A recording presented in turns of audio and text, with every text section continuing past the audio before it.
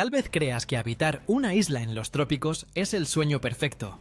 Pero ¿qué pasaría si ese Edén resultara ser la prisión más remota de la Tierra? En las profundidades del Pacífico existe un fragmento de tierra conocido como Palmerston. Apenas 35 almas residen aquí, y la gran mayoría comparte un único apellido. Masters no es simplemente una aldea, es una rareza social sin precedentes. Un rincón donde el reloj quedó congelado en el siglo XIX.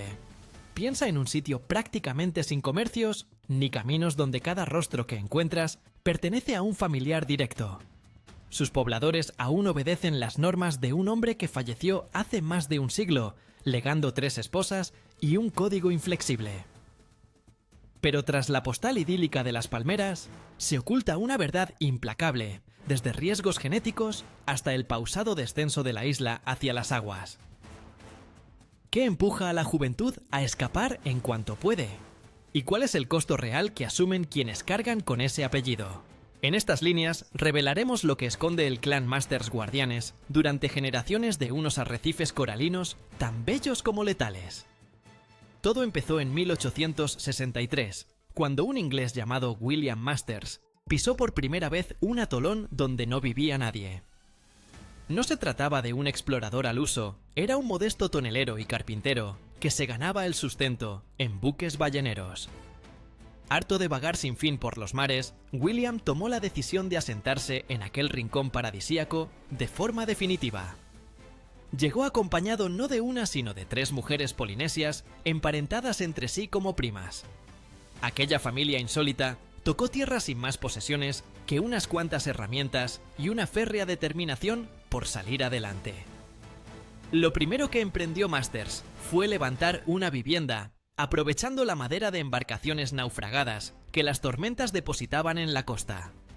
Esa construcción permanece todavía en pie, recordándoles a sus descendientes la tenacidad de quien la erigió. William excavó los cimientos hasta una profundidad de 3 metros, asegurándose de que la estructura soportara la furia de los ciclones tropicales. A medida que transcurrieron los años, aquella familia fue expandiéndose, y el antiguo tonelero terminó transformándose en un verdadero patriarca, que dirigía su diminuto reino con puño firme. Hasta que exhaló su último aliento, en 1899, continuó siendo la autoridad absoluta e indiscutible del atolón. Circula una atractiva teoría, casi convertida en mito, que retrata a Masters como un intelectual desencantado con la sociedad occidental, un hombre que anhelaba fundar una comunidad perfecta, basada en la equidad y la fraternidad. Quienes defienden esta interpretación sostienen que escapó de la avaricia del mundo civilizado con el propósito de forjar un refugio donde la gente conviviera en completa sintonía con el entorno natural y con lo divino. Ciertos relatos lo describen como un venerable sabio que elaboró un conjunto de normas morales en las que no cabían ni el crimen ni la falsedad. Se cuenta que aquellos preceptos rigurosos perseguían alcanzar la expresión más noble de vida en comunidad, un espacio libre de toda envidia. De acuerdo con estas leyendas, William estaba convencido de que su estirpe cumplía un propósito celestial, y de que Palmerston llegaría a ser un Edén renovado para las generaciones venideras. No obstante, todo esto no pasa de ser conjeturas que el tiempo fue vistiendo de leyenda, pues Masters jamás plasmó sus pensamientos filosóficos en ningún cuaderno ni documento. Lo cierto fue bastante más práctico y despiadado. William Masters era un hombre metódico, no un idealista. Antes de partir de este mundo, fraccionó formalmente el minúsculo territorio en 3 zonas perfectamente delimitadas. Cada porción de suelo quedó adjudicada a una de sus 3 esposas junto con su descendencia. Aquel reparto no fue un simple gesto simbólico, acabó constituyendo el pilar de una estructura social que pervive en Palmerston hasta nuestros días. Aún hoy, cada isleño tiene plena conciencia de la rama familiar a la que pertenece y reconoce con exactitud dónde discurren las líneas divisorias invisibles de cada dominio. Quien nació dentro del linaje de la primera esposa solo puede aprovechar los recursos correspondientes a su parcela. Esta norma abarca absolutamente todo desde los palmerales de cocos hasta los puntos destinados a la captación de agua pluvial. Esa arquitectura tan inflexible ha marcado incluso el ámbito político del atolón. En el consejo local se sientan delegados de cada uno de los 3 linajes. Semejante disposición logró prevenir disputas territoriales, pero al mismo tiempo transformó la convivencia comunitaria en un entramado intrincado de normas internas y deberes hacia la propia línea de sangre. Toda resolución en la isla se adopta únicamente sopesando los intereses de las 3 facciones, lo cual convierte la administración de este microcosmo en un mecanismo pausado y profundamente conservador. Las viejas reglas del tonelero continúan dictando cada movimiento de los pobladores, sosteniendo un sistema social singular, en el que la procedencia familiar pesa más que cualquier mérito contemporáneo. Al imponer su normativa sobre el atolón, William Masters sabía perfectamente que un aislamiento absoluto resultaba inviable, pues las personas siempre precisan suministros procedentes del exterior. De esa certeza, brotaron las costumbres que acabaron transformando el arribo ocasional de navegantes en un ceremonial elaborado y en ocasiones arriesgado. El vínculo entre Palmerston y el resto del mundo echó raíces ya en el siglo XIX, cuando el atolón pasó a ser un punto de referencia clave para las flotas balleneras. Los tripulantes extenuados tras meses surcando el océano divisaban en aquella franja de vegetación la cura contra el escorbuto y la inanición. William Masters captó enseguida el provecho de esa circunstancia e instauró un sistema de trueque cocos recién cortados, agua potable y carne de ave, a cambio de herramientas, tejidos y clavos. Aquellos intercambios enseñaron a los isleños a interpretar cada vela, asomando en el horizonte no como una amenaza, sino como una ocasión irrepetible de conseguir aquello que resulta imposible fabricar con arena y coral. Así el atolón se fue convirtiendo en una estación de paso hertética, donde quedaron asentadas rigurosas tradiciones de hospitalidad siempre bajo la supervisión total del patriarca. Los relatos populares dibujan una estampa muy distinta, como si Palmerston fuese el rincón más altruista de todo el globo. De acuerdo con estas narraciones, aquí se acoge a cualquier viajero cual hermano extraviado, brindándole la mejor cama y alimento sin cobrar un solo centavo. Dentro de esta creencia, los isleños supuestamente rivalizan entre sí en desprendimiento, pues consideran que atender a un visitante es un acto sagrado que no exige contrapartida alguna. Semejantes historias componen la visión de un Edén terrenal, donde lo material ha perdido todo su valor frente a la genuina amabilidad y calidez de sus moradores. Lo cierto, no obstante, impone normas implacables dictadas por la carencia de provisiones. En cuanto un velero o una embarcación asoma en la línea del horizonte, los varones de las 3 ramas del clan abandonan de inmediato sus tareas y se precipitan hacia el agua. No es un simple recibimiento, se trata de una competencia cargada de nerviosismo. El atolón se rige por una norma inquebrantable. El linaje que logre tocar primero el casco del navío, recién llegado, se gana el privilegio exclusivo de hospedar al forastero bajo su techo. Únicamente esa rama se encargará de dar de comer al visitante, y lo que resulta aún más decisivo, solo ella tendrá la posibilidad de comerciar con él mediante trueque. Para esa familia, se trata de la única vía para hacerse con pilas, anzuelos o fármacos que llevan meses sin aparecer en la isla. Los demás linajes quedan relegados al papel de meros espectadores, lo que en no pocas ocasiones genera una fricción considerable entre parientes por la oportunidad que se les escapó. Paralelamente, llegar hasta el atolón continúa siendo una travesía cargada de riesgo. Palmerston se halla cercada por un formidable anillo coralino, y el único acceso a la laguna es una abertura angosta, donde las corrientes mantienen el agua en un hervidero permanente. Basta el menor descuido para que una embarcación se haga pedazos contra las rocas en apenas unos instantes, de modo que ningún visitante se aventura a cruzar por su cuenta. Todos aguardan a que los expertos del lugar los guíen. Esa muralla natural funciona como la fortaleza más eficaz, asegurando que nadie ponga pie en la isla sin la intervención de alguna de las 3 familias. Cada llegada se transforma así en un acontecimiento de primer orden, porque todo saludo sobre cubierta marca el comienzo de un pacto que permite a una de las ramas del clan Masters mantenerse con vida en medio del aislamiento absoluto. Ahora bien, tras los vistosos ceremoniales de recepción, se agazapa la cara más ordinaria de la existencia. Cuando el último mástil se desvanece en el horizonte 35 personas se quedan frente a frente con el océano, y cada jornada se convierte en una batalla callada por conseguir agua potable y sustento. La historia de supervivencia en Palmerston se fue forjando al azar a lo largo de décadas enteras, sobre el pilar de una autosuficiencia completa. Tras el fallecimiento del fundador, la comunidad se vio sola ante el mar y tuvo que perfeccionar el arte de subsistir sin respaldo exterior alguno. Al carecer de fuentes o manantiales, el único recurso para obtener agua consistía en almacenar la lluvia en grandes depósitos. La laguna pasó a ser el principal sustento alimenticio. La recolección diaria de moluscos y la pesca de peces loro conformaron la base nutricional de todas las generaciones de los másters.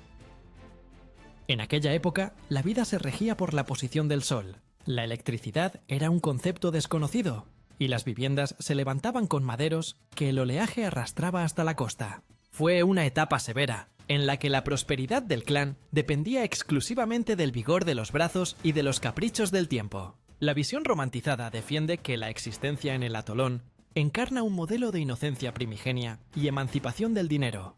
No pocos abrazan la leyenda de una comuna perfecta, en la que sus moradores desconocen la avaricia, y donde todo se reparte de forma justa en un clima de afecto incondicional.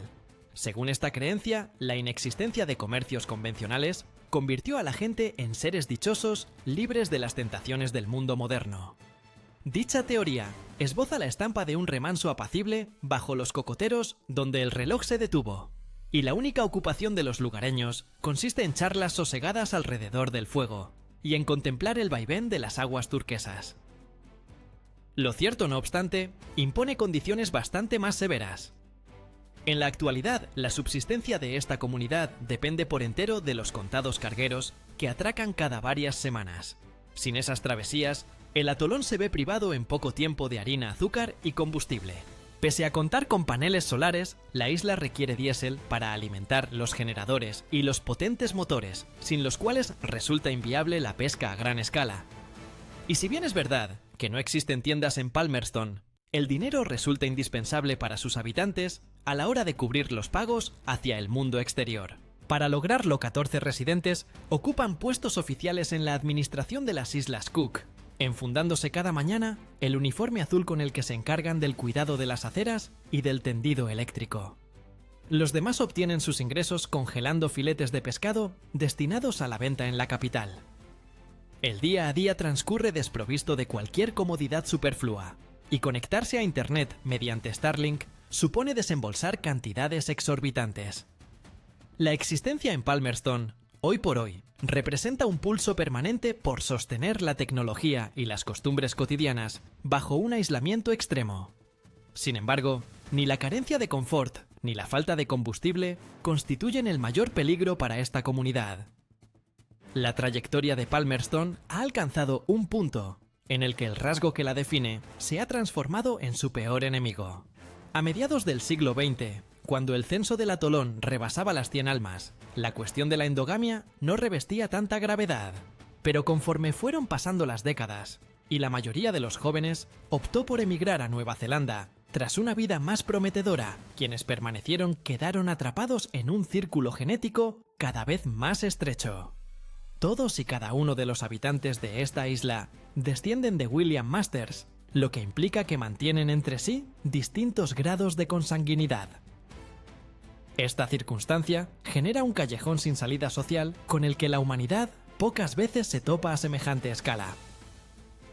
A lo largo de generaciones, los pobladores han procurado preservar cierto equilibrio, pero con cada nueva hornada de descendientes, la tarea se vuelve progresivamente más ardua. Circula una teoría envuelta en mito, según la cual el patriarca de la isla, William Masters, anticipó todo desde el principio y diseñó un mecanismo infalible para prevenir el incesto. Quienes respaldan esta interpretación aseguran que el reparto en 3 linajes, uno por cada esposa, zanja el asunto por completo. Según ellos, rige una norma inamovible, que solo autoriza a un integrante de la primera rama a contraer matrimonio con una mujer perteneciente a la segunda o la tercera. Y esa directriz, en teoría, descartaría de raíz todo peligro genético. La leyenda sostiene que gracias a ese orden, la sangre de los isleños permanece intacta, y cada niño viene al mundo en perfectas condiciones de salud. Son muchos los que están convencidos de que este modelo Apo ha operado de manera impecable a lo largo de 160 años, garantizando que la pequeña comunidad pueda perpetuarse sin necesidad de incorporar forasteros. Lo cierto, sin embargo, arrastra consigo el peso de decisiones difíciles y de una profunda responsabilidad colectiva. Con un censo tan reducido, hallar compañero o compañera se transforma en un procedimiento rigurosamente controlado. El conjunto de los pobladores se reparte en 3 linajes claramente diferenciados, herederos de las 3 esposas de William Masters, y las uniones dentro de un mismo linaje están tajantemente vetadas. Los mayores del atolón ejercen de custodios de la memoria genealógica, vigilando que ningún enlace quiebre el delicado balance biológico. No obstante, con cada generación que llega el abanico de opciones se estrecha de forma inexorable. Es justamente esa certeza la imposibilidad de encontrar pareja más allá del reducido círculo de primos lejanos lo que acaba convirtiéndose en el motor principal de la partida de los jóvenes. Dejan Palmerston no porque carezcan de apego a su lugar de origen, sino pensando en el porvenir de sus hijos, y ponen rumbo a Rarotonga o Nueva Zelanda en pos de variedad genética. El atolón va perdiendo pobladores de forma paulatina, pues el anhelo natural de fundar una familia saludable choca de frente con la voluntad de mantener viva una comunidad irrepetible.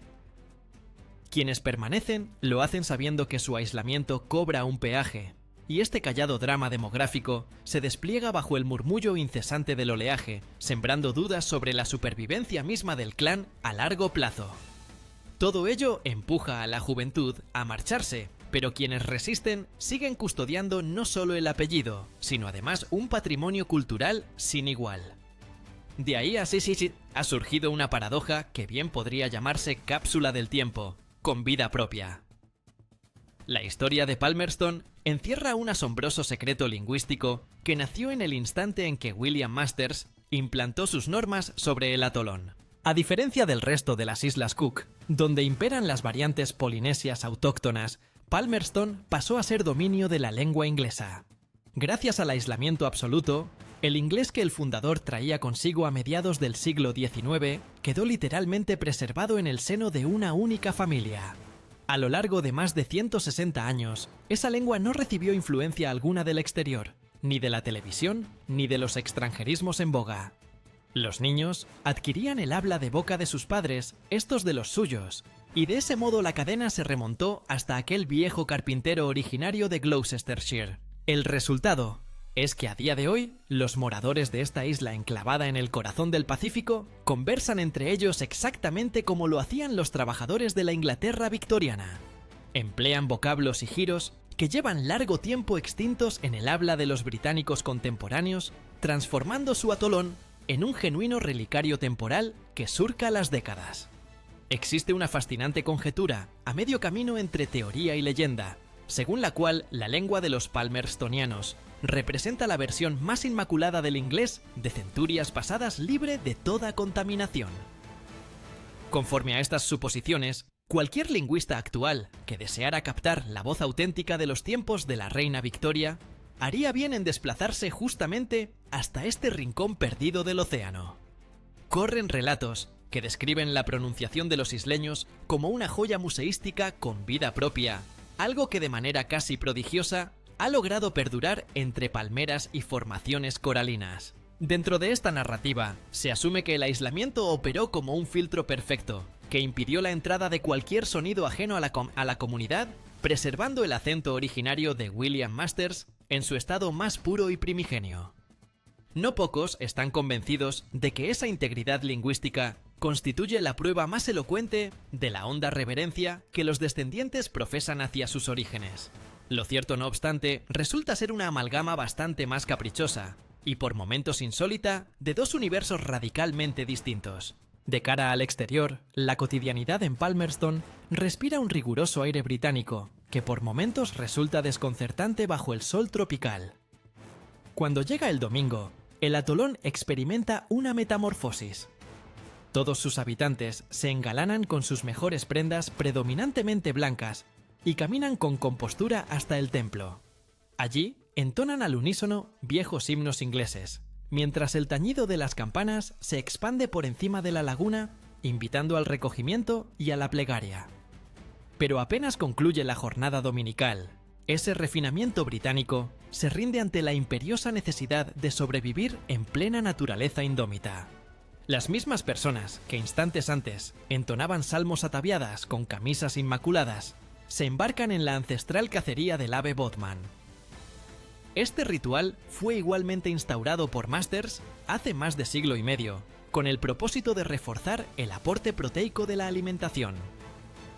Una vez al mes, los varones se dirigen en bote a los islotes despoblados que rodean el atolón para capturar aves cuya carne es considerada un verdadero lujo gastronómico en la zona, aunque para un paladar ajeno resulta de sabor intenso. Dentro de los hogares, la urbanidad inglesa coexiste sin fricciones, con la tradición polinesia de tomar asiento en el suelo y llevarse la comida a la boca con las manos. Su cultura evoca un mosaico de retales, en el que las festividades británicas, como el aniversario del soberano, se festejan con idéntico entusiasmo que una jornada de pesca abundante. Esa fusión de elementos, aparentemente irreconciliables, genera en Palmerston un ambiente singular donde la vieja Inglaterra y la Polinesia ancestral se han entrelazado para dar forma a algo enteramente inédito e imposible de hallar en cualquier otro rincón del planeta. La existencia en este lugar discurre en un ciclo perpetuo, donde el rezo cede su turno a la cacería, y la lengua inglesa actúa como el único lazo que cohesiona a una comunidad suspendida entre lo que fue y lo que es. Por desgracia, ni la fe más firme, ni los cánticos heredados de generación en generación bastan para plantar cara a la naturaleza. Si la consanguinidad y el aislamiento van erosionando la comunidad desde sus entrañas de forma gradual, el océano le tiene reservado a Palmerston un desenlace mucho más veloz. La trayectoria de este atolón no se reduce a una apacible vida bajo las palmeras, constituye un combate sin tregua contra un entorno natural despiadado.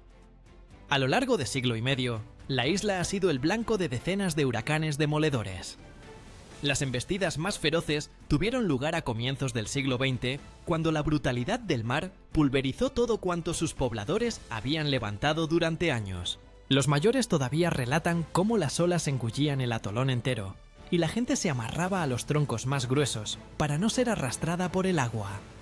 Tras cada temporal, los supervivientes se veían obligados a partir de la nada, recogiendo restos de viviendas desperdigados por toda la ribera. En 1926 y 1935, la devastación alcanzó tal magnitud que se llegó a considerar seriamente la evacuación completa del lugar. Sin embargo, una y otra vez, los Masters retornaban con obstinación a sus tierras y volvían a erigir la iglesia, probando que su determinación no conocía quiebra. Esa batalla interminable templó el carácter de los lugareños, como se templa el pedernal, convirtiéndolos en algunos de los seres humanos más tenaces del planeta. Entre los propios isleños arraiga una convicción honda casi mítica de que Palmerston goza del amparo singular de potencias celestiales.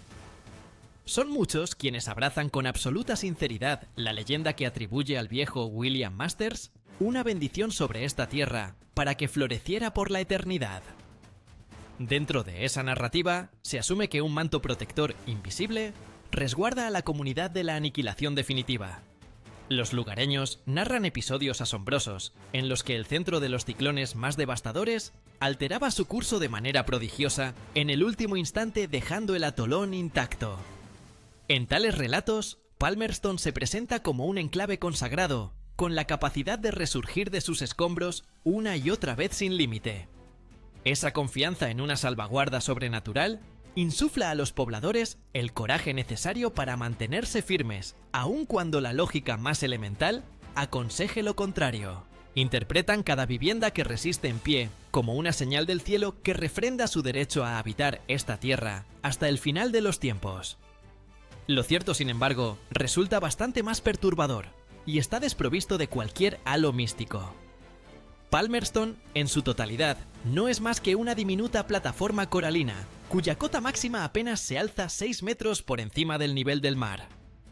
Sus habitantes se refieren con sorna a esa elevación llamándola montaña, cuando en verdad constituye su única y precaria tabla de salvación. Las cifras evidencian que el nivel oceánico va en ascenso, y para atolones de tan escasa altitud, cada centímetro adicional de agua puede resultar letal. En la actualidad, la mayor amenaza ya no procede de los huracanes, sino del avance silencioso de la salinidad. Con cada marea, el agua marina se cuela por la estructura porosa del coral e invade los depósitos subterráneos de agua potable. Como consecuencia, las palmeras y los demás cultivos que sustentaban a la comunidad van pereciendo uno tras otro. La tierra pierde su fertilidad y las parcelas que tradicionalmente se destinaban a la siembra se transforman en extensiones salinas. Si el ritmo de estos cambios se mantiene, Palmerston podría tornarse inhabitable mucho antes de que las aguas la engullan por completo. Sus pobladores continúan velando por sus viviendas, pero dirigen la mirada al horizonte con una inquietud cada vez más palpable, conscientes de ser prisioneros de su propia geografía. Cada nueva estación que despunta en el atolón la viven como un triunfo personal frente al desenlace que saben inevitable. Hoy, Palmerston se encuentra suspendida en el umbral de lo incierto. Sus moradores siguen vistiéndose de blanco y entonando himnos cada domingo, mientras el océano trepa más allá del dintel de sus puertas. El atolón se ha erigido en un testimonio vivo de la terquedad humana, donde un único apellido y una vieja construcción plantan cara al paso del tiempo y a la furia de los elementos. La saga que puso en marcha un carpintero junto a sus 3 esposas se va convirtiendo en una leyenda susceptible de desvanecerse en el abismo azul con la misma discreción con que surgió. Mientras el tañido de la campana flota sobre la laguna Palmerston, persiste como un punto insólito y solitario en el mapa, recordándonos hasta qué extremos es capaz de llegar el ser humano en la búsqueda de su propio paraíso. Solo el tiempo revelará cuánto más perdurará semejante coraje.